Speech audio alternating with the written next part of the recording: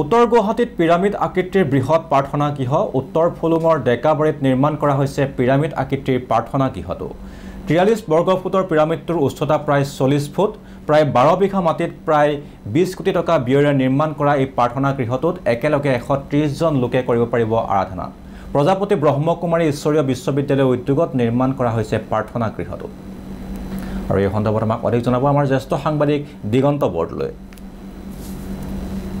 Egypt বা মিছৰ নহয় আপুনি যদি পিৰামিড চাব বিচাৰিছে তেনেহলে নিশ্চিতভাৱে আপুনি উত্তৰ গুৱাহাটীলৈ আহিব পাৰে মোৰ পিছফালে এটা সুন্দৰ পিৰামিড মই নিউজ লাইভৰ দৰ্শক দেখাবলৈ যত্ন কৰিছো কেমেৰা পাৰ্সন গোপাল ঠেকুৰীয়াই এই সমগ্ৰ পৰিৱেশটো দেখুৱাই আছে উত্তৰ গুৱাহাটী ৰাজচক্ৰৰ অন্তৰ্গত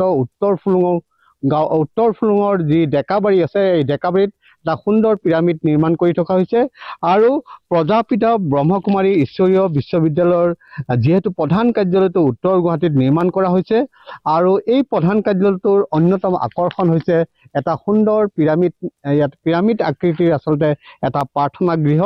আৰু এই প্ৰাৰ্থনা গৃহটোত প্ৰায় 130 জন ভক্তই ইয়াতে একেলগে প্ৰাৰ্থনা কৰিব পাৰিব এটা সুন্দৰ পৰিৱেশ মই দেখাবলৈ যত্ন কৰিছো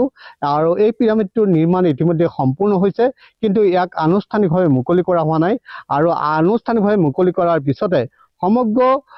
অসমৰ লগতে সমগ্ৰ উত্তৰ পূৰ্বাঞ্চলৰ কাৰণে এটা অন্যতম সম্পদ হ'ব মই পোনপটীয়াভাৱে এই পৰিৱেশটো দেখুৱাই আছো আৰু এই পিৰামিডটো প্ৰায় 43 বৰ্গফুটৰ হ'ব আৰু ইয়াৰ উচ্চতা হৈছে প্ৰায় 40 ফুট আৰু এই পিৰামিডটো নিৰ্মাণ কৰিবৰ কাৰণে প্ৰায় এবছৰ লাগিছে মই এই পৰিৱেশটো দেখুৱাইছো আৰু যিসকলে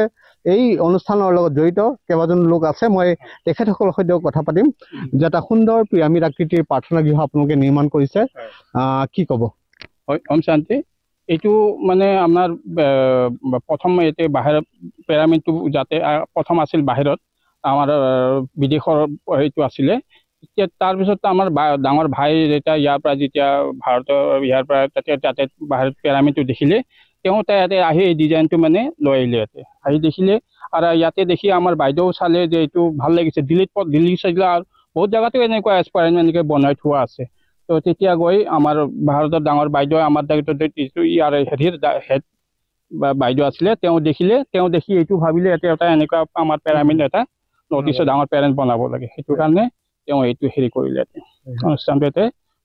মানে হেৰি কৰিলে এইটো মুকলি হোৱা নাই এতিয়া এবছৰ ধৰি এতিয়া এনে খুলি বন্ধ আছে এনে খোলা নাই ৰাজ্য হিচাপে বন্ধ কৰা হৈছে এনে নিৰ্মাণ হৈছে ৰাজ্য হিচাপে মুকলি কৰি দিয়া নাই গতিকে নিউজ লাইভৰ দৰ্শকে গম পালে যে ইয়াৰ নিৰ্মাণ সম্পূৰ্ণ হৈছে কিন্তু আনুষ্ঠানিকভাৱে মুকলি কৰা হোৱা নাই কোনে মুকলি কৰিব ওম শান্তি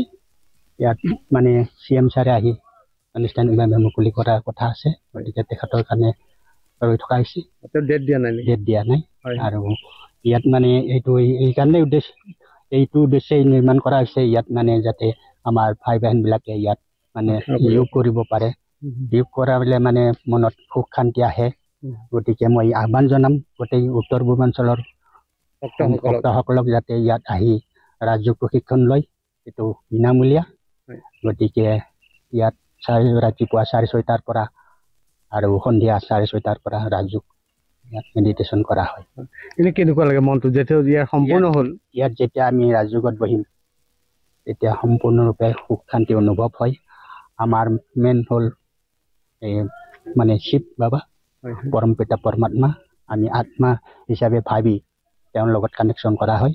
তেতিয়া আমাৰ এটা অনুভৱ হয় যে পৰমাত্মাৰ পৰা কিছুমান শক্তি আমাৰ ভিতৰত আহি আছে নিশ্চিতভাৱে এটা সুন্দৰ পিৰামিড ইতিমধ্যে নিৰ্মাণ সম্পূৰ্ণ হৈছে আৰু এই পিৰামিডটোৰ নিৰ্মাণত যিগৰাকী প্ৰধান ৰাজমিস্ত্ৰী আছিলে তেখেত যেহেতু মোৰ সৈতে আছে মই তেখেতৰ সৈতেও কথা পাতিম যেহেতু আপুনি ৰাজমিস্ত্ৰী হিচাপে আছে কিমান দিন লাগিলে মোটামুটি ধৰি লওক 1 বছৰ লাগি গৈছে 1 বছৰ কিমান মানুহে কাম কৰিছে 15 জন 16 জন আপ ডাউন হৈ থাকে কন্টিনিউ কৰি আছে কন্টিনিউ মাজে সময় বন্ধ থাকিছে বানপানী সময়ত মানে বন্ধ থাকিছে মাজে সময় মোটামুটি 1 বছৰ লাগি গৈছে আপোনাৰ নামটো কি মোৰ নাম নুৰুল আমিন হয় গতিকে নিউজ লাইভৰ দৰ্শকে গম পালে যে এজন ইছলাম সম্প্ৰদায়ৰ এজন ব্যক্তি এখেত হৈছে ৰাজমিস্ত্ৰী আৰু এখেতৰ নেতৃত্বতে যিহেতু এই পিৰামিডটোৰ নিৰ্মাণ সম্পূৰ্ণ হৈছে নিৰ্মাণটো সম্পূৰ্ণ হৈ গ'ল নিৰ্মাণটো সম্পূৰ্ণ হৈছে কিন্তু আনুষ্ঠানিকভাৱে উদ্বোধনী হোৱা নাই চিএম ছাৰৰ কাৰণে এখেতে ৰখি আছে গতিকে অসমৰ মুখ্যমন্ত্ৰী ডক্টৰ হিমন্ত বিশ্ব শৰ্মাই এই পিৰামিডটো আনুষ্ঠানিকভাৱে মুকলি কৰিবৰ কাৰণে আহিব আৰু এই পিৰামিড মুকলি হৈ পৰাৰ লগে লগে ই উত্তৰ হয় দিগন্ত বৰদলৈ আপোনাক ধন্যবাদ জনাইছোঁ